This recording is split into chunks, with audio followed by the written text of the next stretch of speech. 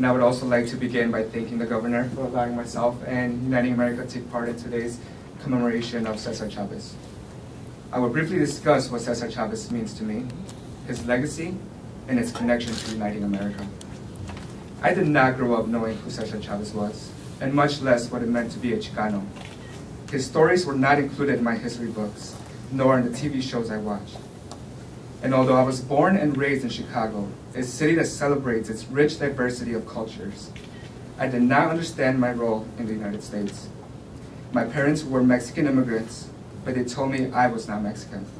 I spoke two languages, yet I had an accent in both. I felt as I was neither accepted here or there. It wasn't until I finally learned about Cesar Chavez and the Chicano movement in the context and history of Mexican people in the US that it became clear to me we have extremely strong cultural and historical ties to this land, as my indigenous ancestors were the original occupiers. That understanding sharpened the year I visited the headquarters of the United Farm Workers in California, the location where Cesar Chavez has been laid to rest. And today, his story and work empowers and assists me in my self-identification as a proud Mexican American, and for that I am thankful. We are united here today to celebrate a man who dedicated his entire life for the betterment of others. Through his work, he embodied the values of service, community, and above all, human dignity. Chavez believed in the ideal of equality and full representation of all, regardless of race, color, or legal status.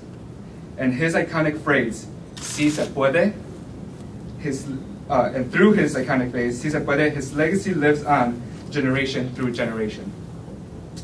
And although today we continue to face many of the same issues Cesar Chavez advocated against, America's progression for civil rights survives through the efforts of concerned neighbors, organizers, public servants, social movements, and nonprofits such as the Illinois Coalition for Immigrant and Refugee Rights and Uniting America. So what is Uniting America? Many times I explain to people that Uniting America is much more than an organization or campaign. It is an idea that can only come in reality when it is fully owned by all facets of a society. It is when local governments recognize the benefits of providing all of its residents a fair and equal opportunity to prosper. When businesses understand the purchasing power and entrepreneurial spirit of immigrants, and when all community residents understand that their neighbors' struggles are their struggles.